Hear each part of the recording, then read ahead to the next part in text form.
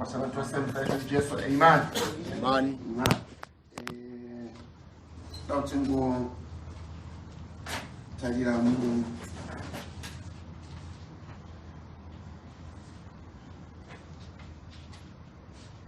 Buku ya John chapter 6. Evangelia kama John chapter 6. John chapter 6. Can you read maybe verse 66? Verse 66. Ipapo vadzidzi vake vazhinji vakadzokera shure vakasazofamba naye. Amen. Amen. Ishivaropafadze kuno kushukurawo. Amen. Tigare pasi. Takaverenga vhiki yapfuura patakataura pamusoro verse 66 inoti, from that time many of his disciples went back and walked with him no more. Kwai kubva panguva iyoyo ndo pfungwa yatinayo yekuti kubva panguva iyoyo. Takaona neshoko raMwari kuti pane zvakaitika Ishe Jesu Kristu pazuva iri. Wakanga audza vadzidzi vake vaimutevera navose vakanga vauya vachimutsvaka. Rechimangwana rezuva iro akanga aropafadza nokuwanza chingwa, vakadya vakaguta. Akazovaudza kuti chingwa chechokwadi inyama yangu, nezvekunwa zvechokwadi iropa rangu. Wakati avaudza mashoko iwawo, kwai kubva panguva iyoyo vazhinji vavadzidzi vake vakadzokera shure, havana kuzofamba naye. Amen. Kubva panguva iyoyo. Saka tinoona neshoko raMwari pakufamba kwedu nokunamata kwedu, pakurarama kwedu, pane zvinouya muupenyu hwedu zvatingati ijunction kana kuti imharadzano, patisingarambe tichingofamba tichienda patinofanira kuti titore sarudzo. Saka Mwari unoisa nhano idzodzo muupenyu hwedu kuti zvive nechekuita nekufamba kwedu. Mukacherekedza kunyange pakadanwa Abraham haana kungofamba chingova mutorododo woupenyu, but pane nguva dzaaisongana nadzo dzaaifanira kuti atore sarudzo, kusangova kungoenda. Adanwa abva kunyika yemesopotamia aenda kunyika yechipikirwa yaakapikirwa naMwari kuti agare mairi. Pane nguva yaaifanira kuti atore sarudzo nokuda kwedambudziko raiva pakati pake naLoti, paakazoti kuna Loti ngatiparadzane. You see, zvinhu hazvirambe zvingoenda sekunamata Mwari chinhu chinongova nyore. Chapter 15 ya Genesis wakasvika zvekare pajunction yenguva apo wakanga akatarira chaakatarira chisafanika chisingaoneki, asi Mwari akauya kwaari akamuti ndiri mubayiro wako mukuru. Iye akati saka muchandipei kuti saivo ndakufa pano ndisina mwana? Ishe vakamuudza achibuda panze, utarire nyeredzi udzirave, ukagona kudziverenga uchagona kuverenga vana vako. Bhaibheri richiti ipapo Abraham akatenda, Mwari akamuti ndiko kururama. Saka hazvina kungoitika nyore, zvakaitika asvika pakumanikidzika kwoupenyu. Asi toona pamajunction ose enguva tinokwanisa kutendeka pachiti kubva panguva iyoyo pane nhano yakaitika muupenyu hwaAbraham. Kubva panguva yaakaparadzana naLoti, Mwari wakadzaka akataura naye akasimbisa vimbiso yake. Kubva panguva iyo akaratidzwa nyeredzi, Abraham akava nekutenda kunonzwa ari ndiko kururama. Anti munobona? Saka pane nguva dzaaisvika padziri dzaaifanira kuti atore sarudzo, atore nhano pakufamba kwaanenge achiita. Nguva idzodzo dzinoshongana nesu vadzidzi vaShe, zvavo zvakavanakira nguva yose. Vakafamba naShe, pane imwe nguva vakapiwa simba roti vabudise mweya yakaipa, vakapiwa simba roti vaporese vanorwara. Zvavo zvisinganetsi vachingofamba vachitevera Ishe, zvikuru zvichiitika muupenyu hwavo. But Ishe wakazomira nezuva iri akati, kana musingadyi nyama yangu neropa rangu hamuna upenyu. Kubva panguva iyoyo pane chakaitika pakufamba kwavo. Ati munoona, hatirambe tichingofamba pasina zvinoitika muupenyu hwedu. But izvozvo kana zvaitika, zvine chinhu chikuru chazvinoita pakupfuurira kwedu tichitora imwe nhano yedu pakufamba. Nekuti apa vakati vanzwa mashoko awa, kubva panguva iyoyo havana kuzomuteverazve. Asi Ishe Jesu unodzoka kunana Pita unotaura achiti hakuna kwatingaenda nekuti ndimi mune shoko roupenyu. Kubvawo panguva iyoyo shoko raMwari kuna Pita rakava upenyu, kureva kuti zvino chiriraramira, uyezve zvaaifamba nokupfuura nomukati mazvo zvaiwana runziro, zvaiwana femero, zvaiwana upenyu kubva pakutenda kwake kwaakaita shoko raMwari. Saka kubva panguva iyoyo vadzidzi ava havana kuzofamba naShe. Amen. Now, saka tinoona throughout mukurarama kwavanhu pane zvakaitika zvikuru paupenyu zvinoita kuti upenyu husarambe huri sezvazvakange zviri kare. Towisana. Pane patinofambiswa, pane patinosvitswa, pane patinonotora sarudzo yekurarama kwedu. Tichida tisingadi, zvine chekuita neupenyu hwedu. Kudakara zvinhu hazvirambe zvingova zvazvaiveri. Tikatarira Israel vachifamba pana Numeri chapter 14, ngatingoravai verse 11. Numeri chapter 14. Numeri chapter 14 verse 11. Zvino Jehovha akati kuna Mozisi, vanhu ava vachandizvidza kusvikira riniko? Vacharamba kunditenda ini kusvikira riniko? Nezvishamiso zvose zvandakaita pakati pavo. Verse 21 kusvika pa 23. Verse 21. Asi zvirokwazvo noupenyu hwangu uye nyika yose zvaichazara nokubwinya kwaJehovha, varume ava vose vakaona kubwinya kwangu nezviratidzo zvangu zvandakaita muIjipita nomurenje, vakandiedza zvino rune gumi, vasingateereri inzwi rangu. Zvirokwazvo havangaoni nyika yandakapikira madzibaba avo, hakuno mumwe wavakandizvidza uchaiona. Amen. Now, zvazvo zvakanakira Israel vachifamba vachienda kunyika yechipikirwa. Asi sezvandareva, pane zvinhu zvinouya nomuupenyu hwedu. Zvimwe tinogona kuzvirerutsa kuti chinhu chisina basa, asi chinokwanisa kundosiya chikofa paupenyu. Kudakara hauzoraramiri kana kuti hauzova sezvo zvaifanira kuti iwe ugova. Pano vakati vasvika paKadeshi Barnea, muprofita achiti ndo chigaro chokutonga chaMwari, havaikwanisa kundopinda muvimbiso dzaMwari vasina kusvika pakutongwa kana pakuedzwa kana pakuonekwa kana pakuyerwa kwekutenda kwavo. Zvaisafanira kuti vangopfuurira vachingoenda.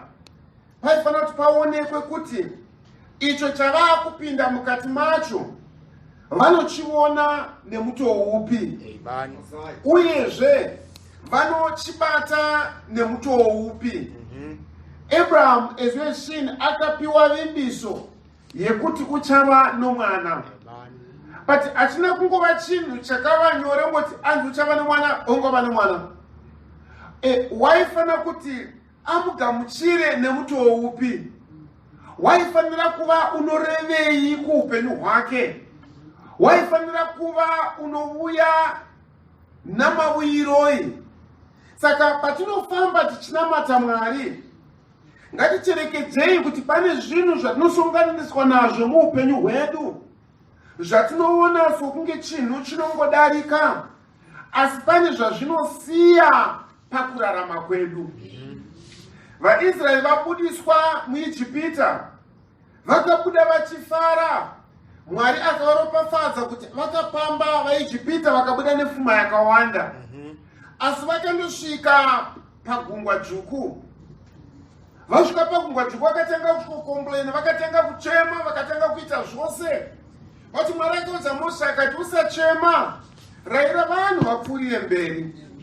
Akanzi rayira Aaron asimudze tsvimbo iya. Yasimudzwa, gungwa rakabamuka, vakafamba. Ati munobona. Asi ipapo ndo vakafamba vakayambuka pagungwa pakaoma. Asi havana kuzviita muuzere hwekuzvipa kwavo kuna Mwari. Vakakomplaina, vakanyunyuta, asi Mwari akavayambutsa. Kureva kuti kuyambuka kwavo, sure, credit, kana kuti remekedzo, kana kuti kukudzwa, kunopiwa kuna Mwari kuti wavayambutsa. Asi ivo vamene havana kuyambuka paya nesimba rehanya yekuti vapfuurire mberi pane zvazvavaimbiswa naMwari. Havana kuyambuka paya nokuda kwokuti mavari vaitenda kuti Mwari ndiye watiti tienda pano, saka tichagona kuenda, regai tiende. Asi hazvirevi kuti havana kuyambuka. Andi munozviona?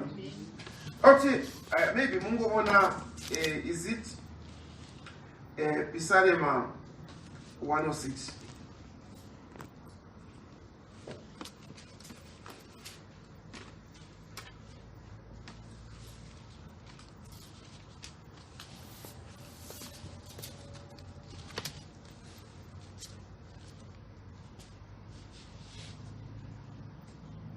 Verse 6.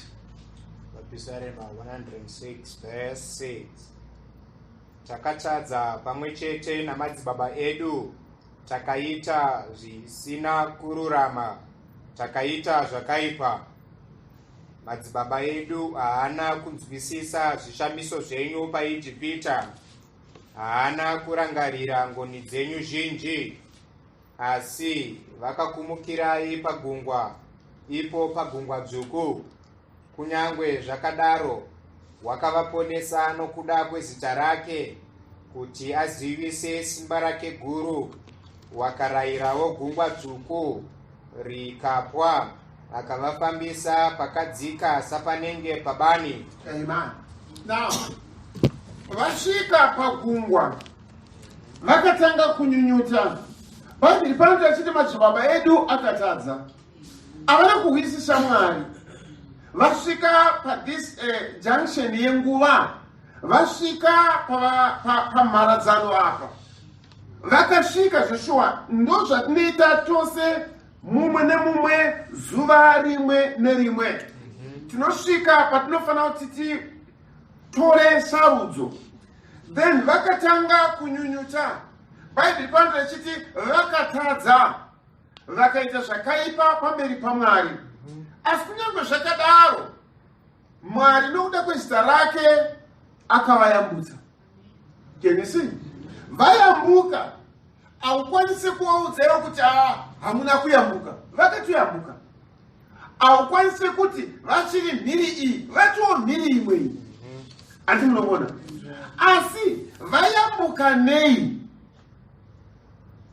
Chaita kuti vayambuke hakusi kururama, hakusi kutenda, Hakusi kuperera kwavo pana Mwari, but ndi Mwari angozviita hake nekuda kwezita rake. Anti munoona the danger. Azvirevi kuti nhasi tiri vapenyu.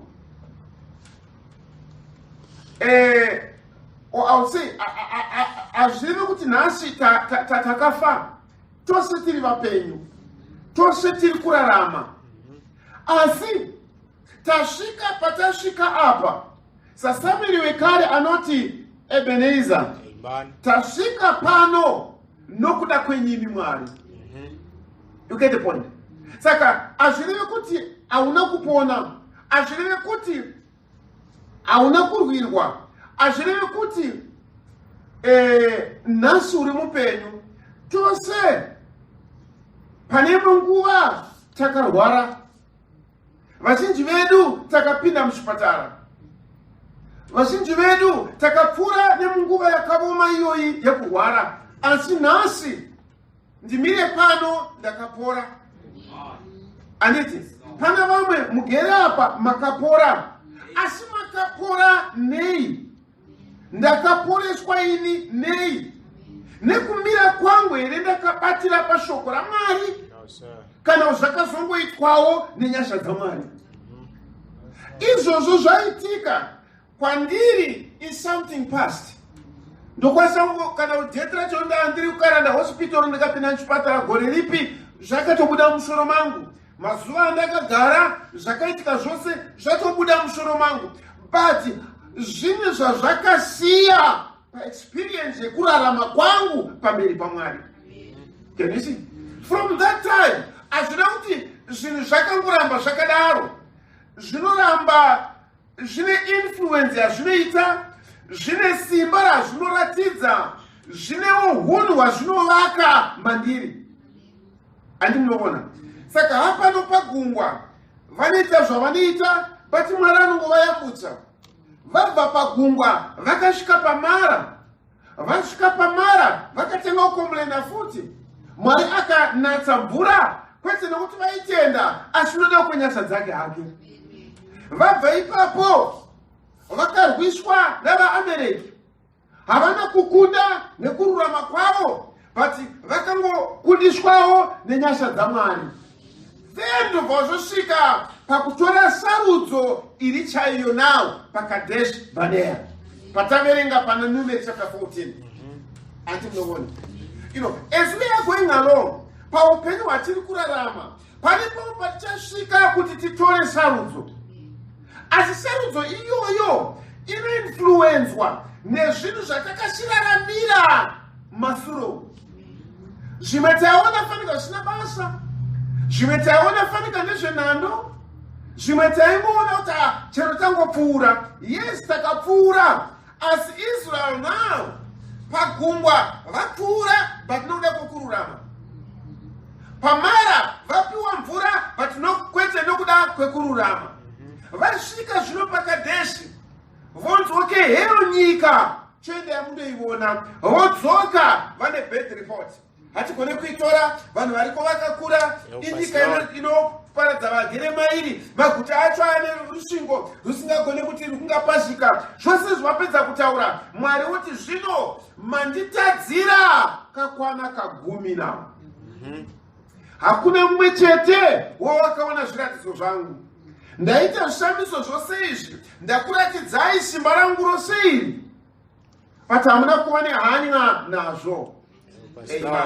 Amen. Ama ndozvivona nokucherekedzawo muupenyu hwangu kuti hama, kunyangwe ndikaresha, kunyangwe ndikaita chinhu chakafanira, Mwari haashayiwi hanya neimwe nzira kuti aratidze nokundionesawo kuti waresha.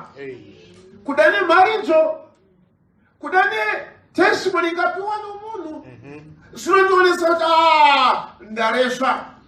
Saka ndinoitei nazvo? Andi munoona, zvinhu zvakadaro muupenyu kazhinji ungozvitora sechinhu chisina basa. Asi ndi Mwari anenge achiita rimwe zuva mapishane anotaura achidaro kuti zvinhu izvi wakazviita ndikaramba ndinyerere. Saka zvinoda kuda kukurondedzera. ndakuda kuverenga nawo kuti apa ndakakuradza nemuto uyu ukashayiwa hanya, apa ndakaita zvakadai but hauna kushonasi chine basa, apa ndakaita zvakadai. Saka panozosvika nguva inozouya inoda a major turn, inozoda kutora sarudzo iri chaiyo.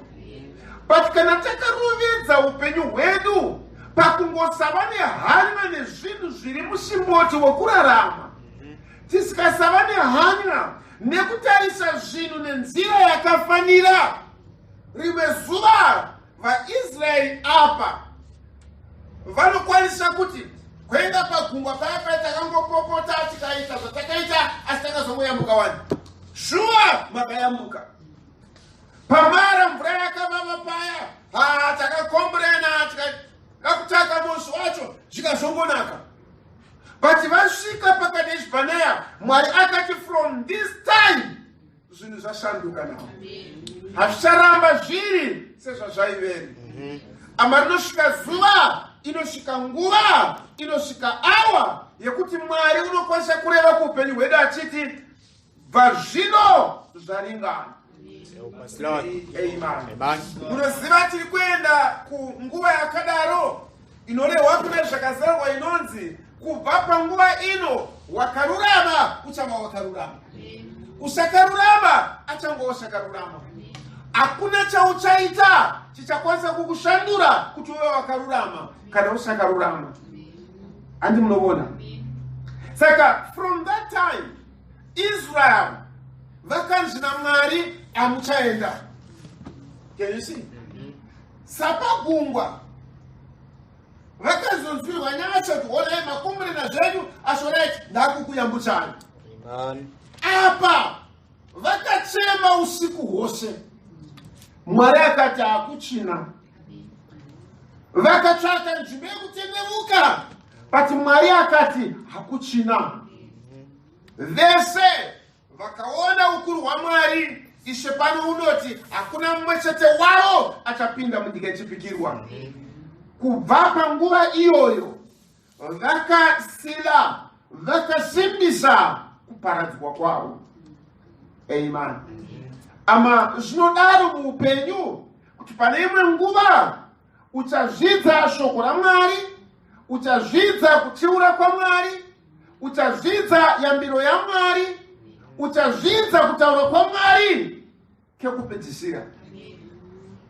Then kubva panguva iyoyo hapachina maruramire ekuti ugadzirise upenyu, ekuti udzoke kukururama, ekuti udzoke kuutsvene hwaMwari. Ishe wakudenga vatibatsire. From that time vakatanga kuringaira murenje. Hakuna chinhu chavakazoita kubva musi iwoyo chaikurudzira kururama kana utsvene hwavo pamberi paMwari. Hakuna.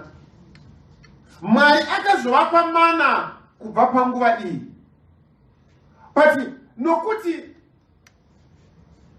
havachararamiri muutsvene hwaMwari. Yesu vakadya mana, but Ishe Jesu anotaura pana John chapter 6 paya achiti madzibaba enyu shuva akadya mana asi akaparara ese murenje. Can you see? Vakadya mana, chekudya chavatuma vachakaitei kwavari chakavararamisa 40 years dzekuti vangofa. Ati munoona? Hakuna chavakazoita nenzira iri chaiyo. Zviya zvavaidyara zvishoma nezvishoma zvokungonyunyuta zviya zvakatanga kuva meja muupenyu hwavo. Vakatanga kunyunyuta kupopotera Mozisi, nyoka dzinopenga dzikasimuka. Vakatanga kunyunyuta vachipopotera Mozisi, pasi pakatsemuka, vamwe vavo vakamedzwa. Hakuna chavakazoita kubva panguva iyi chaitungamirira kukupfuurira mberi kwoutsvene pakati pavo, nokuti vakanga varamba shoko raMwari. Ishe vatibatsire. Saka zvinokosha muupenyu hwedu as we go along. And Mwari une nyasha nehanya nemweya yedu, but ngaticherechedzei nzira dzedu. Ama pasava nechinoitika muupenyu hwako chiri chinopfuudza mberi kurarama kwako chisiri shoko raMwari. Ati munobona, aikona kurarama nomutoo, aikona kuita zvinhu siri izvo, ndokudzai kuti Mwari anogona kukupfuudza mberi, Mwari anogona kukupodza. Akudzai kuti Satani haagone kupodza. That's one thing chaasikagone kuita. Amen. Kana ukamwa piriti ariporese, ndiMwari anoporesa. Can you see that? Saka ndinokwanisa kuenda kung'anga nhasi ndikadzokako ndapora. Towisana. Mwari ndiye wandiporesa, ng'anga haiporese. Mwari wandiporesa, asi ndaenda kunzvimbo ipi? Sauro akaenda kung'anga yeEndori, akanobvunza pamusoro pefuture yake. Mwari akaudza mweya waSamueri, because mukaverenga zvinonzi Samueri akataura naSauro ipapo akati nhasi uchava neni. Can you see? NdiMwari akapindira, asi mhinduro iyoyo akaiwanira kupi? Akaiwanira kung'anga yeEndori. Hazvina kuudza kururama paupenyu hwake. Saka zvireve kuti haubenefit, haukwanise kuona chakanaka. Unokwanisa kuba ukatodya ukararama, unokwanisa kuba ukatopfekawo. Anti munozviona? Asi izvozvo hazvinakire experience yako pakufamba munzira iyi yekunamata Mwari. Rimwe zuva uchatora sarudzo isiriyo seyakaitwa paKadeshi Barnea. Vakatora sarudzo isina kunaka. Mwari akati zvaringana, hakuna mumwe chete wavo vakandizvidza achaona nyika yandakapikira madzibaba avo. Amen. Kubva panguva iyoyo hapana kuzova nenzira yokudzoka kuti vanhu vagone kuraramira muchakanaka chiri Mwari. Amen. Madzimambo ekutanga chapter 16.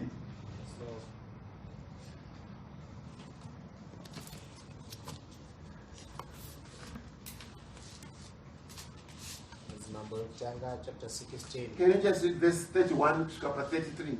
Yes, 31.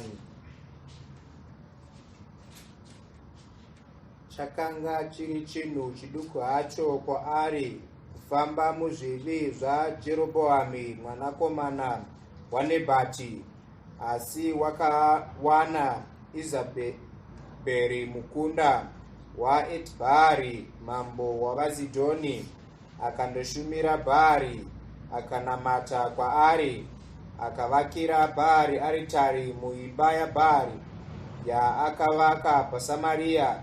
Ahabhi akaitawo matanda okunamata nawo. Ahabhi akawedzera kumutsa shungu dzaJehovha Mwari waIsraeri kupfuura madzimambo ose akamutangira. Amen. Now, here is Ahab. Zvanzi changa chiri chinhu chiduku kuti afambe hake nenzira dzaJerobhoamu mwanakomana waNebhati.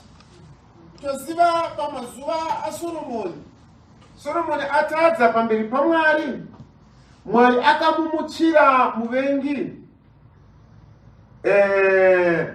Jerobhoamu aiva mwanakomana waNebhati. Saka Jerobhoamu Soromoni akatsvaka kuuraya Jerobhoamu. Jerobhoamu akatizira kuIjipita. Then pakafa Soromoni, Rehobhoamu mwanakomana waSoromoni ndobva ava mambo. Saka pakazoitika nyaya kuti vanhu vakamubvunza kuti saka iwe uchatitonga sei? Tionesewo manifesto yako. Baba vako vakanga vakutitambudza, baba vako vakanga vakutishungurudza, saka iwe uchatiitirawo sei?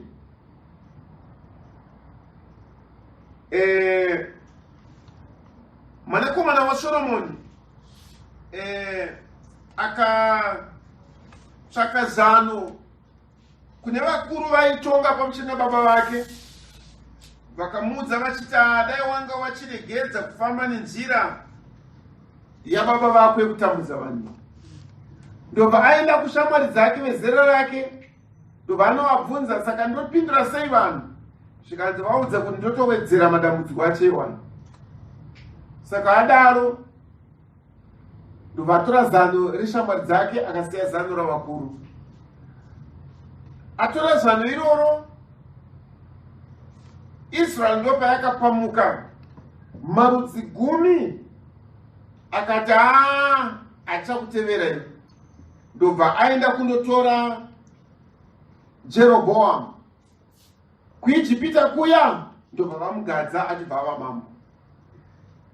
Rehoboam ndobva ashara nerudzi rwaJudha nerudzi rwaBhenjamini. Mamwe marudzi 10 achibva aenda naJeroboam. Saka marudzi maviri awa akashara ari kuna Rehoboam ndi Judha. Judha ndiye aiva neJerusarema. MuJerusarema ndo maiva netemberi. Saka vaienda kutemberi kunonamata. But uku nawo Jeroboam akafunga mfungwa dzake akati, saka vanhu marudzi 10 aya ndiri kutungamirira, kana nguva yekunamata yasvika ndikavatendera kuti vaende kunonamata kutemberi yaMwari iri kuJerusarema, vachazotevera mambo wavaJudha here, vondimukira nini? Saka regaende vagadzirirewo nzvimbo dzokunamata kuno kuIsraeri. Ndobva avaka nzvimbo 2, imwe akaisa kunyika yaDhani, imwe akaisa kunyika yaEfraim, akaumba zvimhuru ndobva azviisa ipapo. Akati, imi vaIsraeri veshe, kana mafunga zvekunamata, uyai munamate pazvimhuru izvi, ndiye Jehovha Mwari akakubudisa kuIjipita here. Mwari akasafara nazvo. Kudakara tikaenda kuna zvakazarurwa apo Israel, moza panguva ino Israel havanamati Mwari, vakaramba Jesu, but Mwari achavadzora paachatuma nhume 2 dzaparidzira Israel. Saka nhume idzodzo kana dzauya kuzoparidzira Israel, kuchatorwa vanhu 12,000 kubva kurudzi rumwe norumwe. Marudzi aIsrael i12. Saka panobuda pa 144,000 vachatenda kushoko raMwari. But mukatarisa kuna zvakazarurwa, rudzi rwaDhani nerudzi rwaEfraim ari kuwanika ipapo, nemhaka yekuti mazita avo akadzimwa pasi pekudenga nekuda kwechivi chaJeroboam chekuti akaisa zvimhuru kunyika yaDhani nekunyika yaEfraim. Andi munobona? Saka izvozvo hazvina kufadza Mwari. Izvo zvakava chivi chikuru kuIsrael.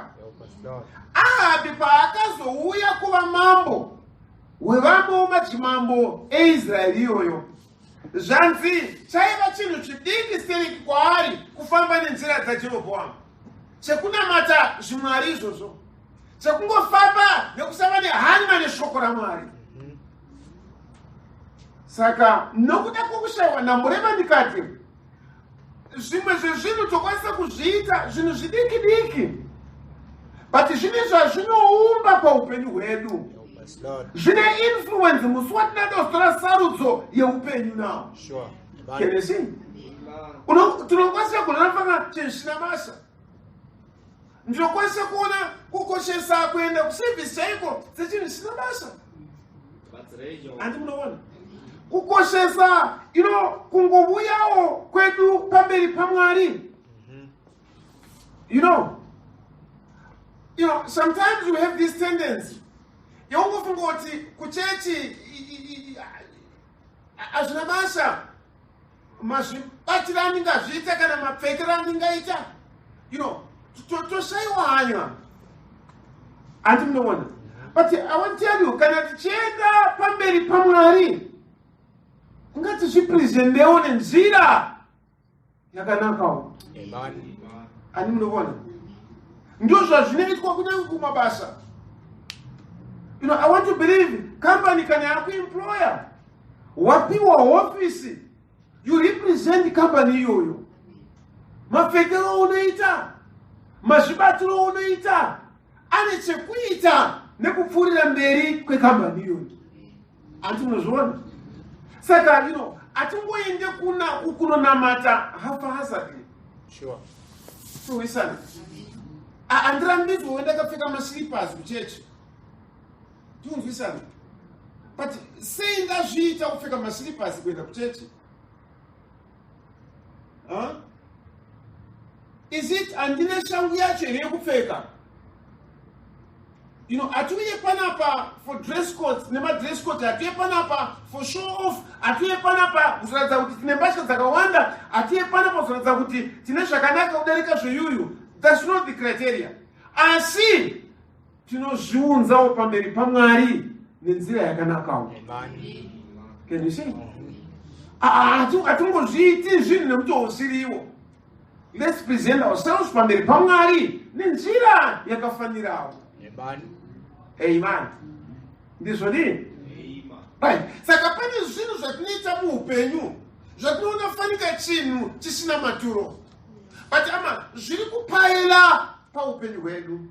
Zviri kupaila paexperience yedu. Rimwe zuva kusava nehanya kuchaita kuti pauchada kutora sarudzo ine chekuita neupenyu uchatora sarudzo isiriyo. Saka kwai chisati chiri chinhu chaionekwa naAhabhi sechinhu chingatoverengwa kuti nokuti afamba nenjira dzaJerobhoamu. Haana kutomboona fanika uri kuresva. Haana kutomboona fanika uri kutokanganisa. Haana kutomboona fanika pane chaaresva ipapa. Can you see? Ishe vatibatsire. You remember Maria? One day, akatora mafuta anokosha, akaadira pamusoro pese Jesu Kristu. Zvikanzi zvaitwa nomudzimai uyu, zvinofana kuti zvirekodwe zvikuru, nekuti wandizodzera ini kuvigwa kwangu. Can you see? Now, haana kutangira ipapo. If you go back, pane zvaaisiita, ndiye uya ogara patsoka dzaJesu achiteerera shoko raMwari. Can you see? Kuita those little good things, one day uchazoita chakanaka chacho chihombe. Amen. You get the point? Hakuna kunguva munhu asina hanya nezvinhu zviri zvaMwari. Tinovisana. Iva nehanya. Ita zvinhu zvinokontributa kukuita kwako chinhu chikuru chakanaka. Ati munozviona? Ishe vatibatsire. One day tichada kuvaka chechi pano. One day pachadiwa munhu anokwanisa kuzvipira kuti okay, ndichaisa rufi. Don't worry about my window, I'll provide my window. Azvizongoitiki musi iwoyo kana nhasi usina hanya yekuisa even 50 cents muoffering.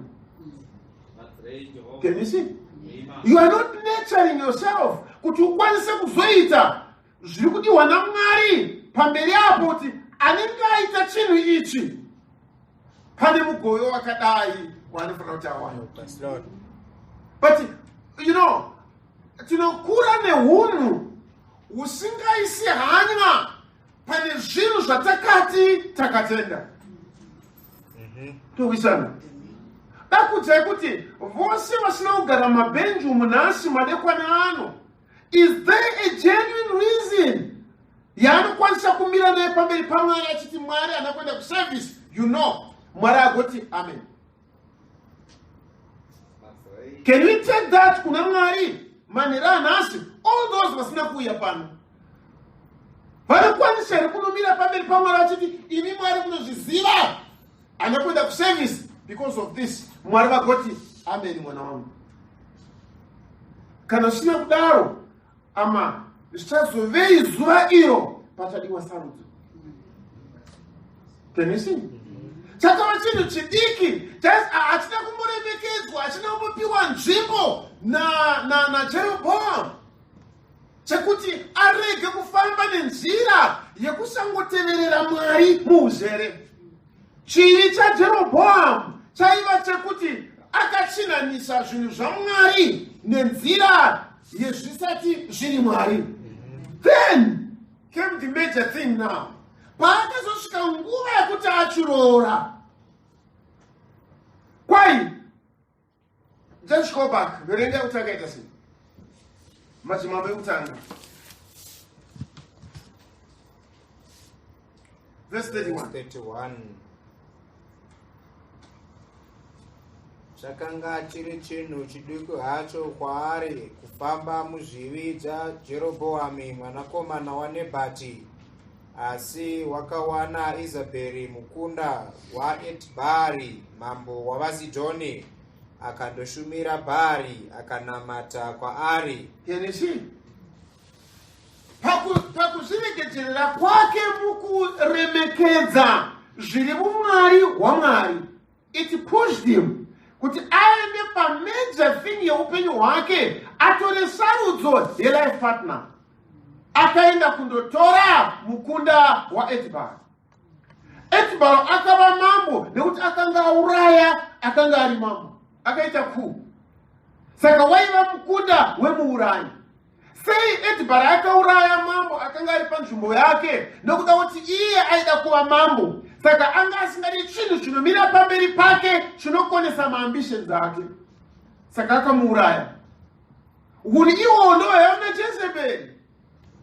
Naboti paakarambira munda wenhaka, Jezebheri akati hapana chofana kuva pamberi pangu, akauraya Naboti akatora munda. Can you see?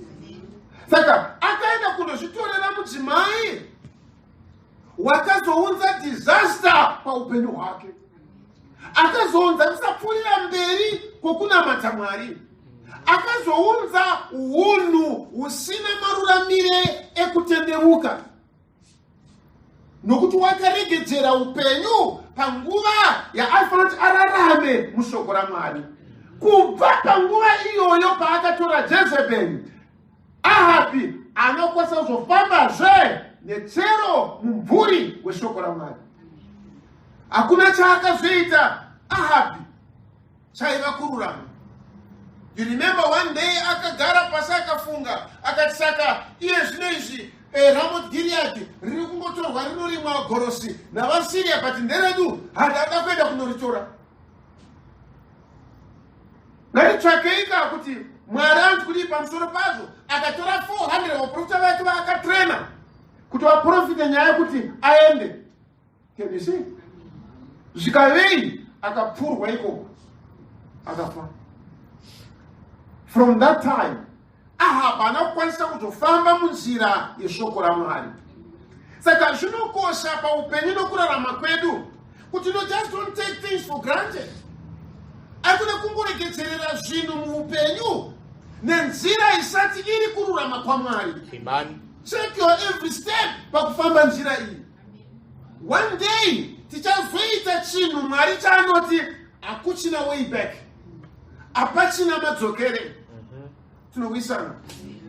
Ishe wokudenga vatibatsire. One day muparidzi achaparidza maridzi ekupedzisira. It's a sure case. Amen. Panguva yese Ishe paifamba navadzidzi vake, aivatsiura, aivadzora kana vaakurashika. Remember one day vakati titendere tishedze moto ubve kudenga upise Samaria rese raramba kuteerera. Ishe vakati hamuzivi mweya uri mamuri. Can you see? One day vakauya achifara, tisu tapurisa mweya yakaipa, tapurisa vanorwara vese. Jesu akati ndaona Satani achiwa semheni. Hold your horses. Musangofara nokuti maporesa vanorwara imi. Farai kuti masenga akatorwa kudenga. Can you see? He was there every time. Achivaratidza. One day vakatanga kuchema vari mboti muya. vakandomumutsa Jesu akuna hanyuma nesu tese munhu takuparara ndobva amuka akati imi manyunyutireiko sei muchiva nokutenda kudoko. He would rebuke them. Aivatsiura kana vachinge vachikanganisa. Achivatsiura. But I want to believe kuti Judas Iscariot pane kutsiura kwose kwaaitwa akasina basa nazvo. Can you see? The attitude ndomotora pane imwe nguva muupenyu. Unoda kunditsiura ndiwani iwe? Ndiwo baba wangu. Oda kundiudza zvekuita ndiwani iwe? That's how we do things. Can you see? Then one day Shakatsara akati amatsamunda kukuudzai kuti mumwe wenyu achandipanduka. Peter nekuda kwehanya yekubvuma kutsiurwa all along akati Ishe ndine here. Zvikanzi nashausiriwe. Can you see? Arrogantly nekuzvikudza neunhu husina kutendemuka nekuti all along maari mamusina kubvuma kutsiurika. Judas akatobvunza futi akati ndine here. Ishe akati watanga. Can you see? It will come a day. All kutsiura kunomboitwa, all kurayirwa kwaunenge uchiramba kuchazokutoresa a major decision yekuti there's no way back. Can you see? Ishe udenga watibatsira. You lose nothing kana ukarayirwa kana ukatsiurwa ukangodzoka pazviri. Amen. Can you see? Just that. You know, God will honor you.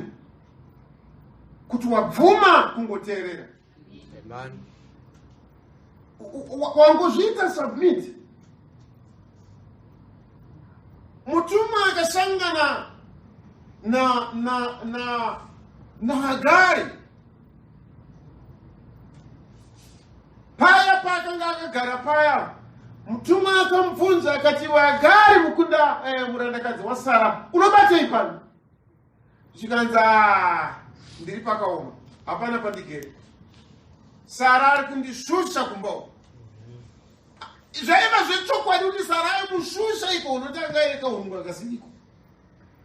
But mutuma akamudza akati dzokera unozviisa pasi. Can you see? It will come time when you have your own house youchatonga pasina nokubvunza. But for the moment, enda ugare pasi uteerere vabereki. Enda ugare pasi uteerere authority. It will come time, you shall judge angels, man. But for now, sit down and get instruction from the ordained of God. Kutakupa instruction yokufamba. Why uda kutongere nasi? Uchatonga vatumwa iwe. But for now, submit yourself. Amen. Can you see? You are going to be mother one day. You are going to be father one day. You are going to have money one day. You are going to have your own house one day. Mansion in the But for the time being, submit yourself. Yes, Lord.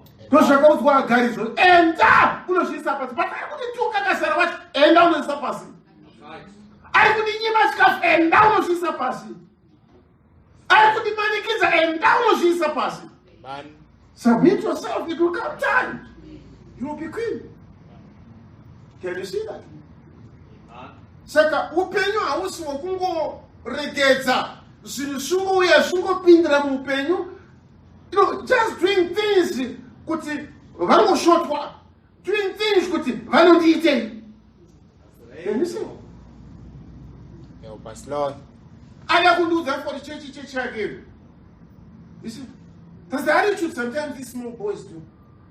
I don't do that for the church I gave. I don't do that for the instruments they were in the argument. I don't do that for the other thing of my chair. That attitude will never do you any good. That's right, Help us, Lord. Simizu zvinobatsira. Kokungogara pasi ukateerera. Unobvei?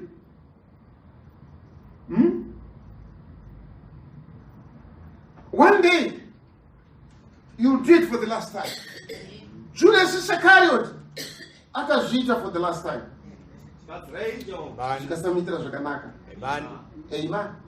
Ngatimuone Judas Iscariot chapter 26 yaMatiyu. Chapter 26 yaMatiyu. Matthew chapter 26, Can you read verse 14 to 16? verse 14. Zvino mumwe wavane gumi navaviri wainzi Judhasi Iskarioti wakaenda kuvaprista vakuru akati, muchandipeiko kana ndikamuisa kwamuri? Vakamuyerera masirivheri ana 30. Zvino kubva ipapo vakatsvaka nguva yakafanira yokumuisa kwavari nayo. Amen. I just like this wording again. From that time, Judas akatanga kutsvaka nzira namaitire. Amen. Can you see? Zvinokwanisa kuitika muupenyu. Munhu paanokwanisa kutsvaka chaanokwanisa kuti chive chikonzero chekuita zvaanoita. An opportune time. Because of your attitude toward your parents, unotsvaka mukana wokuti vaite zvinhu zvokuti iwe unoti achiti saka maida kundiite sei kana baba vangu vaita so, kana mai vangu vaita so, kana mukoma vangu vaita so. Not because very that wrong, but you were just looking for an opportunity. Kaungotsvaka mukana wokuti zvinozonzi kudii. Can you see? Now, why Judas Iscariot? Judas Iscariot, as I said, Ishe haazani ari munhu wairarama navo asingavaratidzi the slightest mistake yeupenyu hwavo. Ishe waivaudza, Ishe waitaura navo. Can you see? But aiva neunhu hwekuti, just imagine, secretly aienda kunoita fellowship, secretly aienda kunotaurirana navafarisei. Jesu akanga asina nyaya navafarisei. You would bless them achivaratidza kuipa kwavo, achivaratidza kusarurama kwavo. Can you see? Then how can you iwewe chinhu chikutaurwa nokuradzwa naShe kuti vanhu ava mapofu anotungamirira mapofu? Zvinhu zvazvina shoko raMwari mazviri. Mupfekero uyu hauna kururama pamberi paMwari. Iwe mweyo wako you think zvinokodzera sezvakaita Judas Iscariot nerweseri kunoita fellowship nezvinhu zviri kutsiurwa neshoko raMwari. Ndozvaita Judas Iscariot. Ishe anongotara pamusoro pavafarisi kuti vakashata hakuna singanamate Mwari. Vanongotuka masangano kuti havaite zvinhu kwazvo, vaite zvinhu kwazvo, ingawani pakati pavo pari kuitwa zvinhu zvikuru wani. Vere vanhu vari vachipota vachienda vachinozviisa nokuzvipa kune zvinhu zvamasangano. Can you see? With the same spirit, hazvina kusiyana nen'anga futi. Uchazoona one day waita vere futi waenda kubute ren'anga. Can you see that? Mwari vakatipa shoko ravo as a wholesome package. Awesome. Raramira utende shoko raMwari ufambe mariri. Zvakaitika sei Judas Iscariot kuti anowanikwa achidiscassa navafarisei? Hakuna chaitaurwa navafarisei chiri for Jesus. Nguva yese kana mibvunzo yavo kunyange pachechi pacho vari pamwe chete, vafarisei kana mibvunza Jesu varingomubvunzira kuti vamise pakona, vaingomubvunzira kuti vamuwanire mhosva. Can you see? Then how could you, Judas, waenda kunoita discussion, waenda kunoita fellowship, waenda kunowirirana kunodya navanhu vakadaro vanopesana neshoko raMwari, vasingamuchiri Jesu mushoko rake munharaunda dzavo? But Judas aipota achienda ikoko. Then Bible panorati vakamupimira 30 pieces of silver. Sei vakamutrusta kuti vamupe mariyo. Iye achifamba nokugara naJesu 24/7. Sei vakamutrusta kuti tikamupa uyo anotiitira. Zvaiva hunhu hwairaramira kabisira museru. Can you see? ndobva vamukesha maripa iyo mari. Kunyange usati wamuudza kwatiri, kunyange usati watipa hatina problem newe, iwe uri shamwari yedu, you are associate with us, tinowirana papfungwa dzedu, tinowirana pakuita kwedu, heyo mari iwe zvakwauri tiona maitiro aungaita. Zvanzi from that time akachitsvaka ine opportunity, nzira namakwanisire ekuti angamutengesa sei. Can you see? From that time Ishe vatibatsire. Pane panotangira disaster yedu, pane panotangira kuparara kwedu, pane panotangira rufu rwedu. Amen. Tobva tazova nenzira isina madzokere zvekare. Dai Mwari vakatibatsira, dai Mwari vakatinzwira nyasha kuti tisava nohunhu nomuitire unokonesa kupfuurira mberi kwezvokwadi yaMwari, kana hunhu hwaMwari, kana femero yaMwari muupenyu hwedu. Ishe vatibatsire. Andiye pamabasa chapter 2 verse 1 to 4. Mabasa vaapostora chapter 2 verse 1.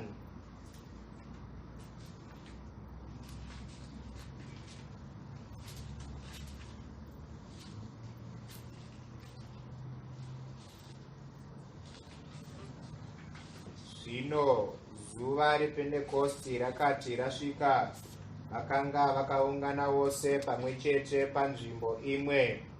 Pakarepo kutinhira sekwemhepo inovhuvhuta nesimba kwakabva kudenga kukazadza imba yose mavakanga vagere. Vakaonawo ndimi dzichiparadzana dzinenge dzomoto nokumhara pamusoro womumwe nomumwe wavo. Vose vakazadzwa noMweya Mutsvene, vakatanga kutaura nedzimwe ndimi pavakapiwa napo noMweya kureva. Amen. Now, hino chechi yaMwari ichitanga, ama yakatanga nehunhu hwakaperera pazvinhu zvaMwari. Vai papo nomwoyo mumwe chete. Hakuna akanga aine maonero mamwe, hakuna mumwe akanga aine mafungiro mamwe. Vese vakanga vakatarira pashoko raMwari. Vese vanga vakatarira vakapa mwoyo yavo kuuzere hwokunamatwa kwaMwari. Vaine mwoyo mumwe chete vachinyengetera, vachiruramisa nokukwandirisa makwara avo pamberi paMwari. Kwai zuva rePentekosta rakasvika. Amen. Good enough. Rakasvika vari muhunhu hwakafanira. As I said, zvinongotora hunhu hwakafanira, zvinongotora kuitawo zvinhu zvakanaka. Tovisana. Haikuna kungova kudivirisiriro, haikuna kungova nokufunga kusiriko. Think positively. Funga zvakanaka, zvakananga zviri shoko raMwari. Can you see? Nokuti zuva rakanga richigere kusvika rekuti Mweya Mutsvene udzake, but vachienda towards that day, hunhu hwavo hwakanga hwakaruramisirwa kuti kana Mweya Mutsvene uzouya unokwanisa kuwana maruramire ekupinda nokugara mavari. Andi munoona, vakanga vasina attitude isiriyo, vakanga vasina maonero asiriyo, vakanga vasina mafungiro asiriyo, vakanga vakazvipa mukuperera. Then Mweya Mutsvene ndobva wauya, ndobva vazadzwa vose noMweya Mutsvene. Amen. Ama kubva pazuva iroro vakava vanhu vane hunhu humwe. I think mukaverenga verse 41 yacho. And in verse 41. Verse 41. Zvino avo vakagamuchira shoko rake vakabhabhatidzwa nezuva iro vanhu vanenge zviuru zvitatu vakawedzerwa. Vakatsungirira pakudzidzisa kwavapostora napakuyanana kwavo napakumedura chingwa napaminyengetero. Vanhu vose vakabatwa nokutya zvinoshamisa zvizhinji nezviratidzo zvikaitwa navaapostora navaitenda vose vaiva pamwe chete. Vakati zvinhu zvose ndezvavose, vakatengesa pfuma yavo nenhumbi, vakagovana navose mumwe nomumwe paaishayiwa napo.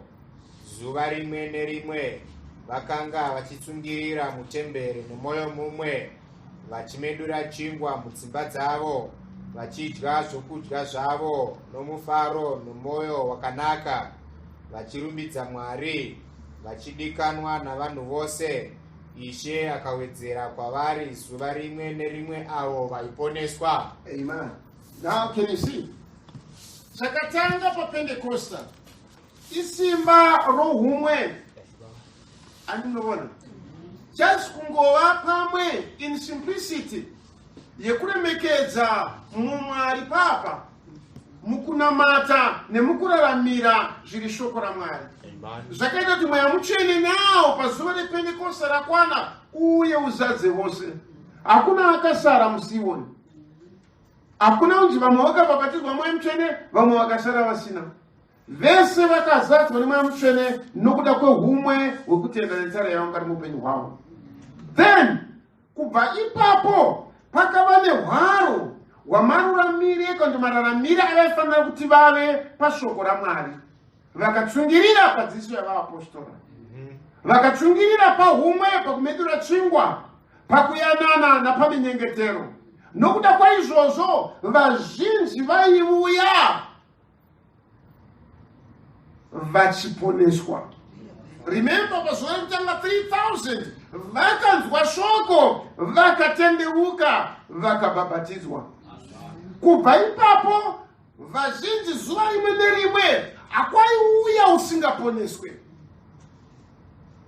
Akwaiuya unosikopinda muchimiro chisati chiri icho. Andi munoona?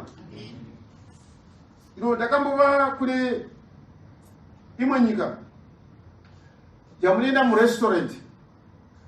Restaurant yakagadzirwa kuti chitebhuru chinotendera chiri papa. Chine chitofu chiri pakati papapo. Nezipoto rinenge riripo. Saka hamudye zvinhu zviri siri fresh. Pane hove dziri papapa dziri kutomenyu dziri kutotorwa mvura. Dzinongotorwa hove idzodzo dzichikandwa muchibhuremo. Chibage chiri kutobva mukunotemwa chichitorwa chichikandwa imomo. Maprawns ari kutobva mumvura ari kutopfakanyika achitorwa achikandwa imomo. Makakandya aatorwa kufiriji ari kutotorwa mvura mapenyu achibikwa imomo. Saka chipoto ichocho china mabikiro achinoita zvokuti hakuna chinobuda chisina kuibva imomo. Chichitenderera imi muchingotora muchiisa mupureti mako, uchingotora uchiisa mupureti mako. The pot is boiling in a temperature inconsistent. Yekuti chapinda imomo achibude chiri half cooked imomo. Achibude chisina kuitwa nenzira yacho. Andi munoona? Ndio zvazviri paPentecosta. Hakuna waipinda mupoto umu akasandowana chese chinodiwa kuti ave wakaruramira kunamata Mwari. Hakuna waibuda imomomo asina mweya mutsvene.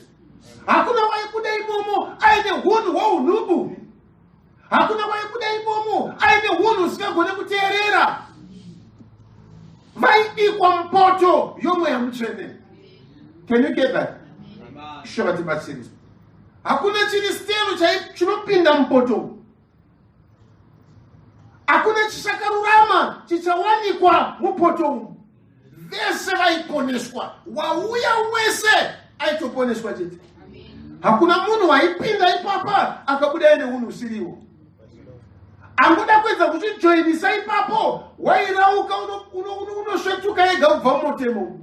Ananias anamugona kupedza 1 week ari mumotemo. Akatutaridza unhu hwake akafa pamwe chete nomukadzi wake. Can you see? From that time hamachechi akapfuurira mberi musimba rokubata kwomweya waMwari. Zvikuru zvikaitika pakati pavo. Vanorwara vachipora, vana Dorcas vakanga vafa vachimuka, vana Peter vakanga vasvika mutorongo vachishunungurwa. simba raMwari richiratidzwa pakati pavo. Amen. Dai Mwari vaitibatsira kuti zviro zvakadaro paupenyu nokurarama kwedu. Asi hama, pane zvakazoitika. Jude verse 4.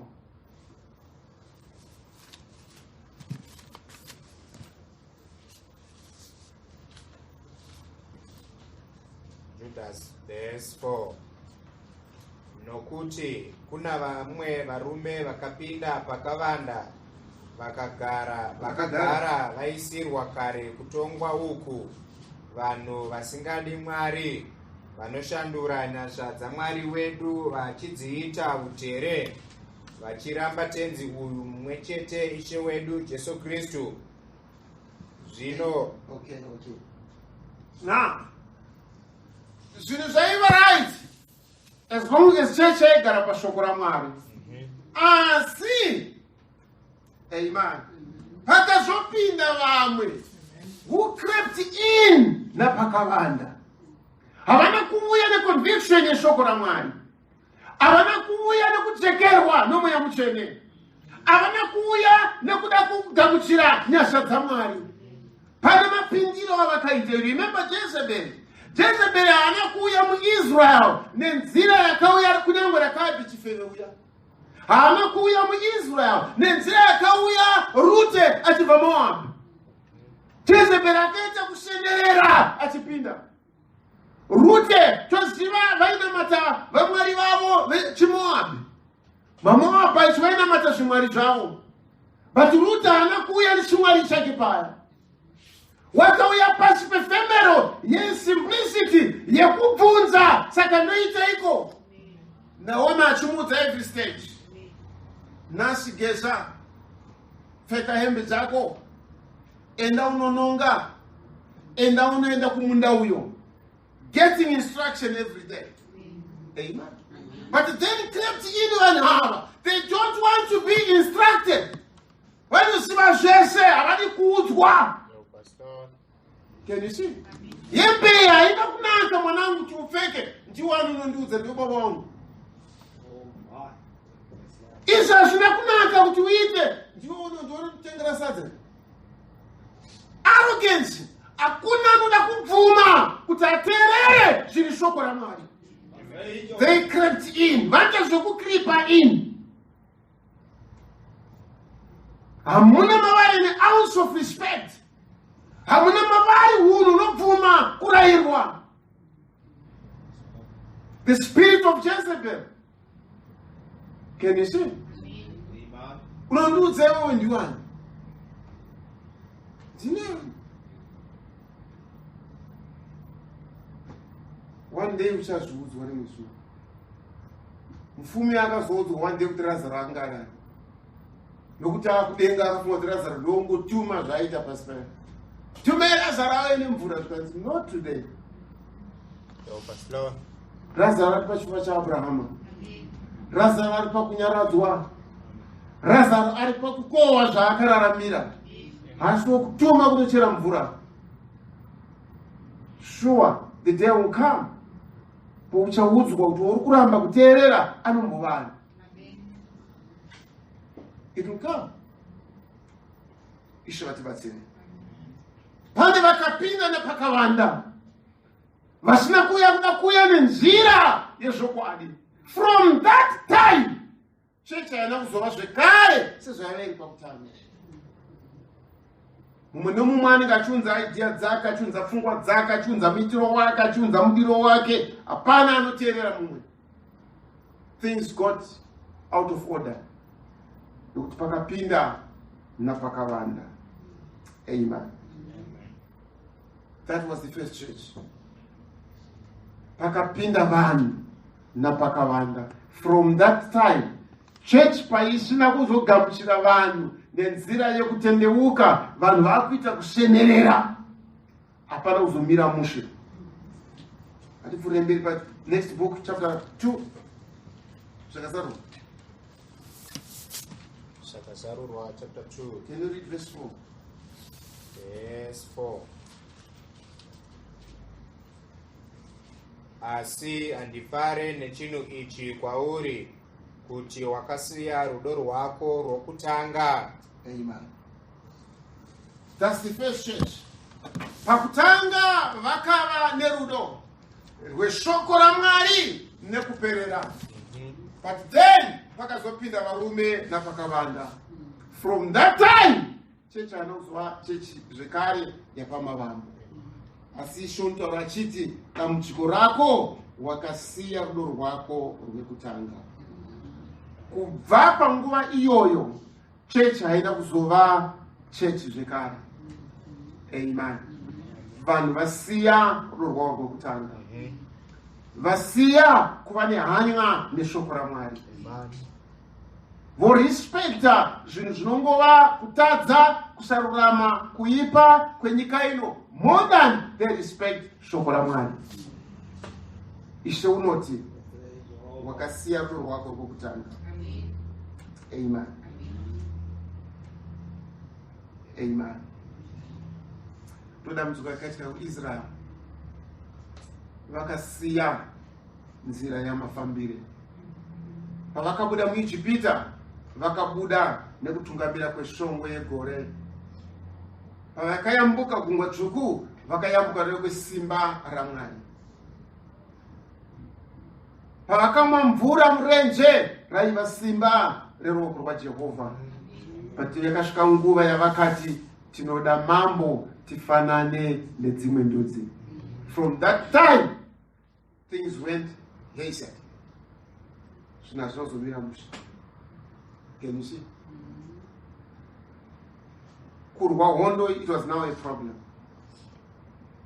Kukunda was something chekare. Pampa shina pakati pavo. Vakasiya nzira. Amen. Kudakara. Hakuna chavaikwanisa kuita chaigadzirisa zvinhu. Asi kuti zvese zvaingoenda musango. Can you see? Madzibaba aikoraramira zviruhunhu usiri shoko raMwari. Vana voti kwenga wani madharacho ndo zvakangoitavo voita futi. Navana vanouya mashure kwenga wani mhinga akazviita wani voitawo futi. Disarray. Church yaparara. Hapasina strategy. Hapasina maonero echokwadi. Ndinoona vanhu vanotora kupa example dzavo, vanotora example dzavo kune zvinhu zvakawa. Kana Mwari akatitendera muzuva chetaro pamusoro peexample, Mwari haarege kutipa example, anotipa maexamples. Ainendizvo ati what do we do neexample kana yaiswa pamberi pedu ichivatibatsira. Israel vakasiya nzira vakatanga kuzvisonganisa nokuzviyananisa nezvinhu zvisiri zvaMwari, zvikaita kuti vatange kunamata vamwe vaMwari. Just imagine kuti Israel gungwa vamire pamberi pavo, rakabamuka gungwa, pasi pakaoma, vakafamba vachibata mvura kunodzirira chii. Vasvika pane Jorodhani, the same thing. Vakafamba pakaoma, mvura yakaita dutu, vachindobata mvura kuti imvura kai, vachiyambuka. How could such a people vazofugamira chinhu chakavezwa kuti ndiye Mwari? How can it be? Mwari waiswa pachena neshoko raMwari. Mwari waratidzwa kuti ava nguva yatiri kurarama. Tiri kurarama muzera ripi? Tiri kurarama munguva ipi yechurch? Asi munhu unosiya wotanga kunotarisa chinhu chakavezwa kuti izvozvizvi munotobuda Mwarimo. Iwe wakarovedzerwa pakuti Mwari unobuda unoraramira kushoko rake.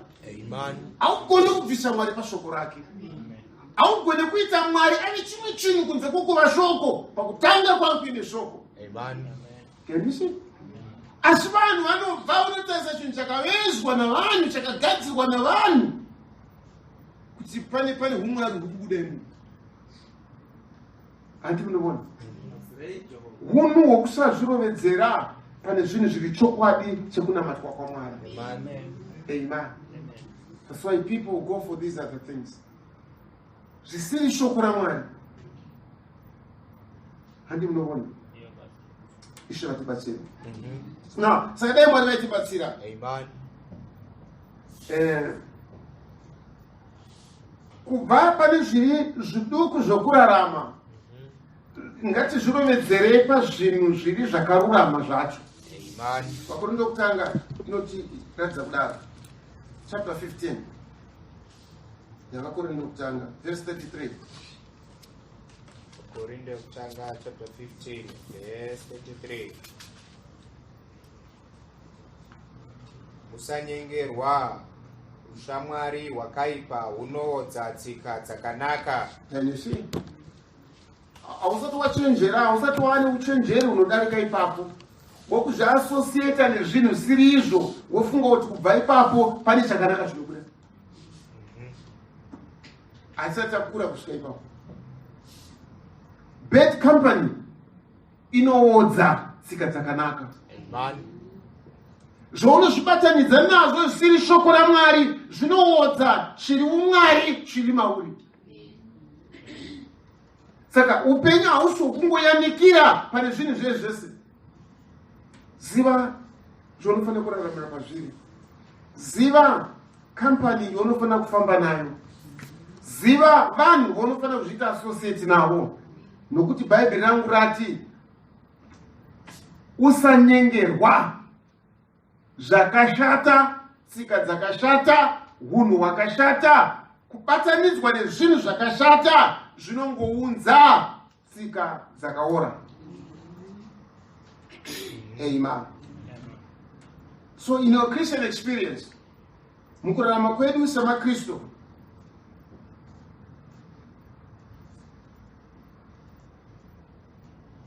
pane nguva younokwanisa kungosava nekucherekedza nekuva nehanya ne a particular principle. Pane chimwe chinhu chiri chiga cheupenyu kuti handifanire kuti ndirarame nomutoo uyu. And then you let loose wozvipa kwazviri zvinizvo. You are done.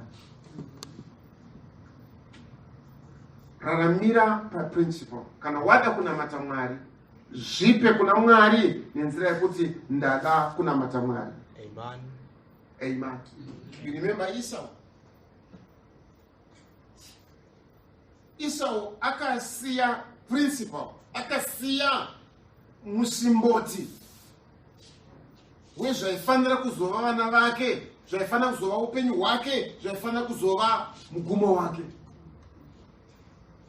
Akaudza munin'ina wake akati, udangu unondibatsirei? Tora udangwe hwacho. Handi munoona. There are principles. Pane zvimwe zvinhu zvaunopiwa naMwari. Pane hunhu hwaunopiwa naMwari. Pane virtue yaunopiwa naMwari. Don't just take it for granted. Towisana. Kwenga wani uyu akaita vakomana vakawanda, akaita zvinhu nezvizvi, tikatomwana achichata vanhu mucheche. And then you let loose yourself, you give yourself kune zvinhu zvisiri izvo. It's disaster. Can you see? There are principles. Dzeupenyu zvaunofanira kuita hold sacred. Amen. Ishe vatibatsira.